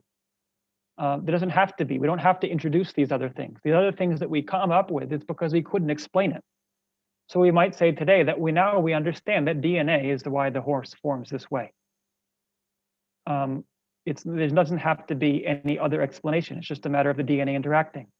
But one of the questions Sheldrake is asking is that really the case? Does DNA actually explain it? And likewise with the crystal formation, the nominalist view would be that crystals form that way because they have to. If we understood all the mathematics behind every single individual particle, then we would understand that the only stable formation would be the one that it forms into. Of all the 10 to the 100th power of possible formations that could form, this is the only one that's stable. So it has to form that way. However, this is an assumption because we can't actually measure all of the individual particles and understand. One thing, that's one problem. Second is we can't possibly calculate the 10 to 100th different possibilities and figure out which one is the most stable. And third, even if we could calculate it, we can't test it. We can't test if another formation would actually stand up to our prediction that it's unstable because it doesn't form that way. It only forms one way. So all of these are assumptions. And Sheldrake's view on DNA is that it's also an assumption that, because I said earlier, we know if we see one particular pattern of chromosome or DNA. I've forgotten the word. That's why I said that the first day. In one species, we can predict that another species with that same patterning or same genetic code will have the same the same trait, but we can't read the code and know what the trait is. So it's our assumption that there's a causal connection as opposed to a correlation. We can't read the horse's embryo and know it's going to form into a horse, except that we know that this is the same DNA that we've seen in other horses. So it throws back the question, is there actually something more? Is there some other kind of principle? Now, we'd say, well, with emptiness, it should be that there isn't any principle, right? It's all like the Plato's view is more like the Nyāyā view, that there's some other kind of thing over and above. But is there another option? Does it have to be any of these three? Now, when we talk about emptiness and nominalism, we're saying that things don't exist inherently, but by no means does it negate that there can't be cause and effect. So it's because things exist nominally doesn't mean that we don't see sprouts growing from seeds and we don't see fire causing smoke. In the same way, it does not negate in any way that there could be a non-material cause of something in theory. It's not that nominalism necessarily has to mean that everything is material. And actually, it's quite the opposite. As Sheldrake points out here, nominalism is actually at odds with materialism. So I'll read his passage here. This alliance of nominalism and materialism leads to the familiar doctrine that concepts, names, and ideas exist only in our minds. So it's funny, familiar, because as I said, that's familiar to us today, but in the past, that was certainly not the common view. But at the same time, our minds are only aspects of the material processes in our bodies and are in principle ultimately explicable in terms of matter in motion. Thus, in some mysterious way, the material processes in terms of which the mind is to be explained are more real than the mind that does the explaining. The matter is real in a way that the mind that conceives of it is not. The combination of materialism and nominalism is inevitably paradoxical. There is always internal tension because at any time the nominalist critique can be brought to bear on the particles of matter themselves. These are also words and concepts in human minds, so why should they have any more reality or objective existence than any other categories or concepts? So ultimately what materialism is saying, because you might remember the first or the second talk, I quoted from Dennett and Searle. So especially Searle, one other philosopher of mind, was saying, just taking it for granted. It wasn't even an argument. He was just saying, the thoughts that we have just exist imputedly, whereas things like tables and chairs are real. So he's implying that there's some real existence. This is just an assumption that is taken for granted in materialist philosophy. The objects of our sense experience are real things, whereas the things we think about are not real. But saying something is real is essentially tantamount to saying it's inherently existent. In Chandrakirti's philosophy, if you ascribe one aspect of your experience to be more real than another, that's when it shows that you're grasping an inherent existence. So I quoted in one of his passages where he's arguing against the Chittamatra viewpoint. So in the Chittamatra or the mind-only school, it's quite the opposite of materialism. It's saying that mind is real and matter is unreal. It's just an extension of mind. And Chandrakirti's opposition to this is that if you say that, it's thereby implying that mind is real, inherently existent, and matter is not real at all. So it goes to the dichotomy of one being ultimately real or true and one being not existent at all, as opposed to in Chandrakirti's philosophy, both of them is nominally existent in dependence on the other one. Neither one is real, but neither one is also completely non-existent. So Chandrakirti considers that what you've done is try to use your philosophical standpoint to negate common convention. Whereas we don't do that in our system, Chandrakirti says. We're negating philosophical viewpoints. We're not negating common convention. We're negating the assumptions that underlie common convention. So he has the quotation, which I gave before, I'll say again. Gelde kyola jikten minuna, jikten nini de gapragi, kyo tan jikten dirni tsogi tang, chine dopten dagi dempar cha. So it's saying, if the world does not harm your philosophy, then by all means, go ahead and adopt it. But first of all, you stand here and debate with the world and all follow the stronger party. So he's saying that you're saying that nothing exists external to our mind, but that's not at all how people experience the world. So you go and debate with the world and see if you can convince everybody of that. So it's quite the opposite with the materialist philosophy. As I mentioned with Daniel Dennett, my teacher, saying that my matter is real and mind is not real. It's the second thing. We could say to him the same point. We talk about mind as if it exists. So then it would say that if I say I made a decision to do such and such thing, that it's a wrong statement. That actually it was neurons in my brain that were functioning in a particular way, and I have the wrong experience that I'm making a decision. So if you want to go and debate with the world and say you didn't make any decisions and you're not experiencing anything, and there's no mind at all, and it's all just a wrong view, you can try that, and then it does do that. And a lot of people object to that. Some people adopt his view, but a lot of people just say, look, this is so contrary to how we experience things. We can't, science is meant to try to make sense of our experience, but to say that your entire experience of making decisions is wrong. So in Chandrakirti's philosophy, in some sense, he's getting at a good point, that the idea that there's a me making a decision, that there's an inherently existent thing. But the problem is when you say that it doesn't exist at all, then you're going too far. You're taking reasoning that's establishing emptiness to then negate dependent arising and say that matter is real, so the neurons are real, but the mind is unreal and totally non-existent. But then the same point should apply to the neurons. We say the neurons are the ones making the decisions, but really there's no neuron at all. It's just a collection of proteins and molecules, which are just collections of atoms, which are just collections of quarks, or again, protons and so forth, so on and so forth. So we can't at any point say that anything is doing anything. We can't talk about neurons doing anything. If we're allowed to talk about neurons, why aren't we allowed to talk about the mind making a decision? It's like the same thing about Nagarjuna saying our entire conventional speech falls apart. If you say I can't say I'm in pain when my hand's in pain, then you can't say my hand's in pain because it's just the nerve receptors that are in pain. And you can't say the nerve receptors are in pain because it's only the molecular structure that's doing such thing. You can't talk about anything at all.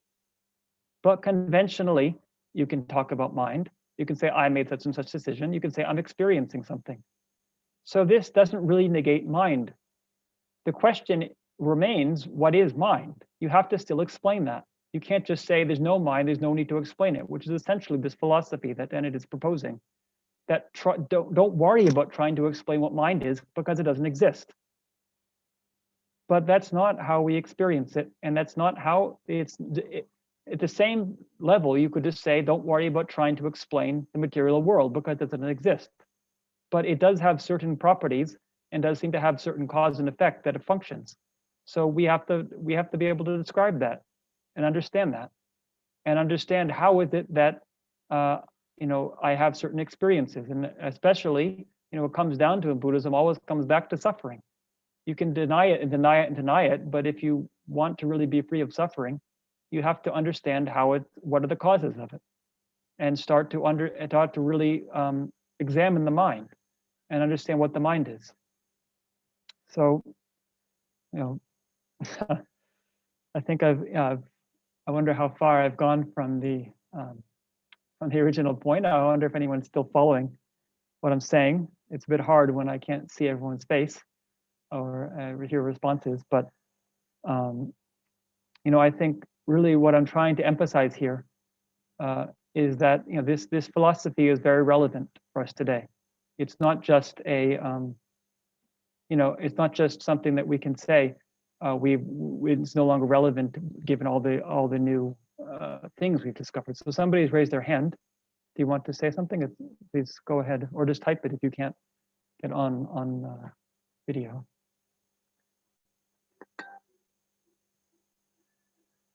Can I ask a question? Yes, please. Oh yeah, I missed a whole lot in between. I think I heard the first one and perhaps part of the second and the last two. I'm just wondering, there's a lot of discussion, basically questions being raised about swabhava, self-characteristics. Because you've used the word nature, the nature of things. It sounds like it may mean the same thing, but I don't know, maybe slightly different. I don't know what the Tibetan for swabhava, self-characteristics, having self-characteristics is. And I'm just wondering if during this course of explaining dispelling disputes and so many other things, whether you in any of these lectures or if there's a verse that deals with characteristics. What does that mean? What does the swabhava mean? Or what does nature mean? What does Nagarjuna describe the concept of self-characteristics as? Is there a verse in which he says this? Yes. Because I will tell you. Yes.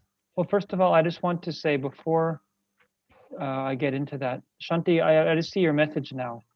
Do we need to finish soon? If possible, I mean, restrict to 2-3 questions. Is it possible that we can stay on after you've left, or will it shut down? You can actually the YouTube needs to be closed. Yeah. Okay.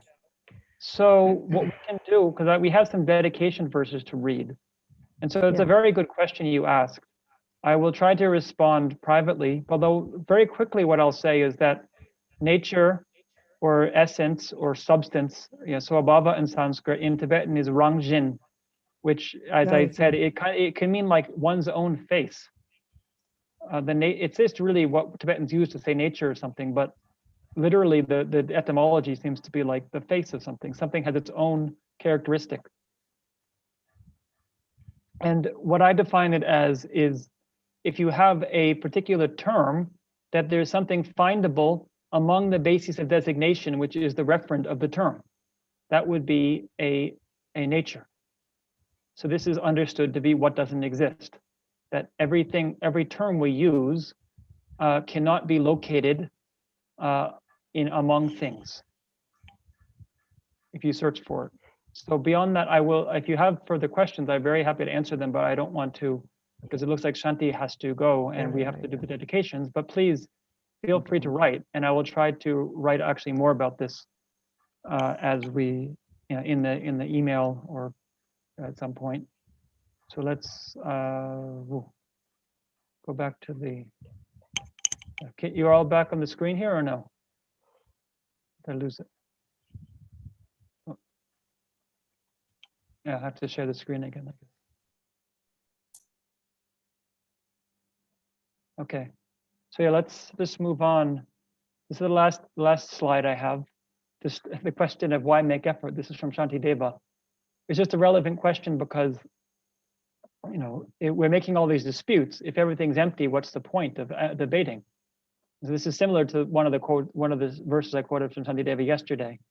In his patience chapter here, he's arguing about anger and saying that we shouldn't get angry because we can recognize that the person we're angry at doesn't inherently exist. That it's really just somebody who's impelled by emotions that they can't control, and it exists. All these different reasons he gives for that anger is not valid. That there's not really anything you can find to be angry at. But then this person can come back and say, well, what are you arguing against? There's nothing to arguing against. So it's in some sense it's a valid point, but anger isn't useful. It's not a useful response. So if we can use meditation and emptiness to stop us from getting angry, it's probably useful. Whereas, this arguing is useful, and this is why he says, "Who is it dispelling what? Dispelling two is incorrect." But then Shantideva says, "We wish by this that suffering comes to an end." It's accurate. So although ultimately there's nothing to negate, to argue against, nothing to negate, we wish that suffering comes to an end, and so it's right to do this. It's worthwhile to make these arguments. So then lastly, just the dedication. I've done this for all the Nagarjuna courses. This is Nagarjuna's own dedication that he wrote for his precious garland. So it's useful, we can recite this together. So we can just start, the next few slides will be this. So, going for refuge with all forms of respect to the Buddha's excellent doctrine, supreme community, and bodhisattvas, I bow down to all that are worthy of honor. I will turn away from all ill deeds and thoroughly take up all meritorious actions. I will admire all the merits of all embodied beings. With bowed head and joined palms, I petition the perfect Buddhas to turn the wheel of doctrine and remain as long as transmigratory beings remain. Through the merit of having done thus, and through the merit that I did earlier and will do, may all sentient beings aspire to the highest enlightenment. May all sentient beings have all the stainless faculties released from all conditions of non-leisure, freedom of action, and endowment with a good livelihood.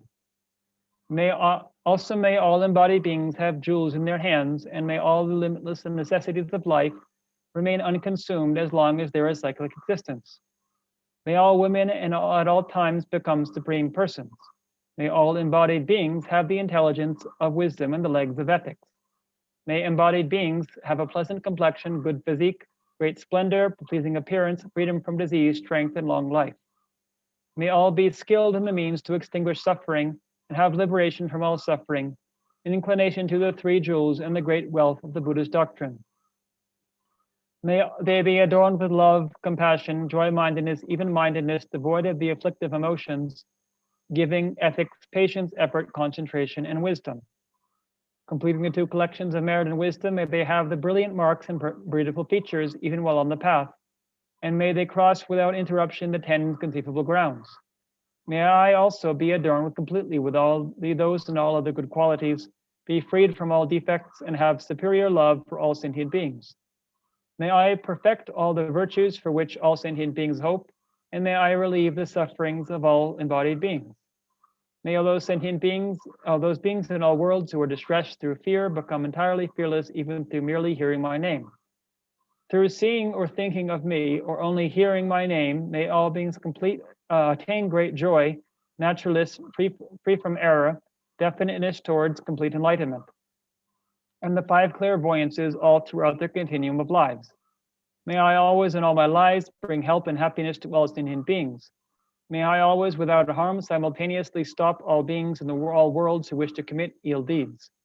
May I always be an object of enjoyment for all sentient beings according to their wish and without interference, as well as are the earth, water, fire, wind, herbs, and wild forests. May I be as dear to sentient beings as their own life, and may they be even more dear to me. May their ill deeds fructify for me, and my virtues fructify for them. As long as any sentient being anywhere has not been liberated, may I remain in the world for the sake of that being, though I have attained highest enlightenment. Okay, well, thank you very much. Here we see the Mahabodhi Stupa. We can be reminded of this wonderful place. Thank you, Venerable. Thank you, everyone. Thank you, Venerable. Thank you. Okay. And thank you, Shanti. And as see, we have the Mahabodhi Stupa in Bodh Gaya, so is of course with Root Institute there. So thank you. I didn't mention it all during the talks, but Root Institute has kindly helped to organize this.